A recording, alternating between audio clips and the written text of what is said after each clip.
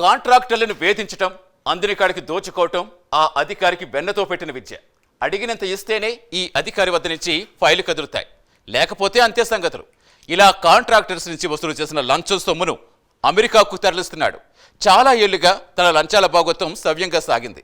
Retirement సమయం దగ్గరకు వస్తున్న సమయంలో ఆ అధికారి భాగోత్వం బయటపడింది, జైలు పాలయ్యేలా చేస్తుంది. ఇంతకీ ఈ ఘరానా లంచావతారం ఎవరనే కదా మీ సందేహం.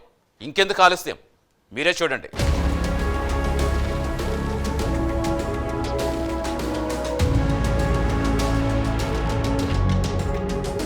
విజయవాడలోని గిరిజన సంక్షేమ శాఖ ఇంజనీరింగ్ కార్యాలయంలో ఇంజనీరింగ్ చీఫ్ స్థానంలో ఉన్నాడు సబ్బవరపు శ్రీనివాస్. ఆయన ఏ కాగితం మీద సంతకం పెట్టాలన్నా ₹1 చేతిలో పడాల్సిందే. తాను చెప్పిందే రేటు, ఇందులో మరో మాటే లేదు. అడిగినంత ఇచ్చుకుంటే ఓకే, లేకపోతే కొర్రీల మీద కొర్రీలు వేసి కాంట్రాక్టులకు చుక్కలు చూపిస్తారు. శ్రీనివాస్కు 2 కుమారులు, వారిలో ఒకరు అమెరికాలో ఉంటున్నారు. కాంట్రాక్టుల నుంచి వసూలు చేసిన లంచం సొమ్మును అమెరికాలో ఉంటున్న కుమారుడి వద్దకు పంపుతున్నట్లు విశ్వసనీయంగా తెలిసింది.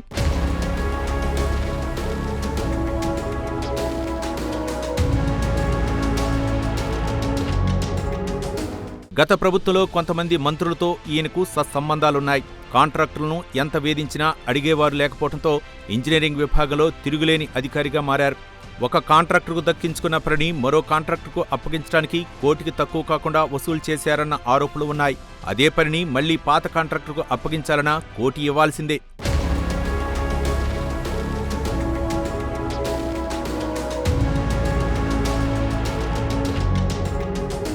గతంలో ఆయనపై విచారణ చేసిన విజిలెన్స్ కమిషన్ శ్రీనివాస్కు వ్యతిరేకంగా వైసీపీ ప్రభుత్వానికి ఒక నివేదికను అందజేసింది.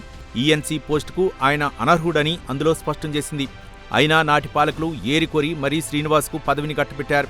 తాను డిమాండ్ చేసిన మొత్తం ఇస్తేనే పెండింగ్ బిల్లులకు ఆమోదం తెలుపుతానని కొద్ది నెలల క్రితం ఉత్తరాంధ్రకు చెందిన ఓ కాంట్రాక్టర్ను వేధించాడు.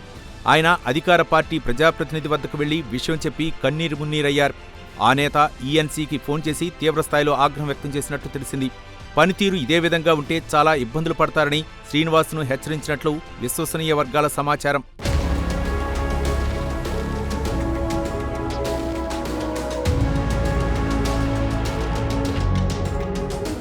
ఇదిలా ఉండగా కాంట్రాక్టు నుంచి ₹25 లక్షల లంచం తీసుకున్న శ్రీనివాస్ను పట్టుకున్న అధికారులు విశాఖపట్నంలోని ఆయన ఇంట్లో సోదాలు నిర్వహించారు. శ్రీనివాస్ను ఏసీబీ అధికారులు విజయవాడ ఏసీబీ కోర్టులో హాజరుపరిచారు. కోర్టు ఆయనకు ఈ నెల 22 వరకు రిమాండ్ విధించింది. అనంతరం ఆయన్ను విజయవాడ జిల్లాకు తరలించారు.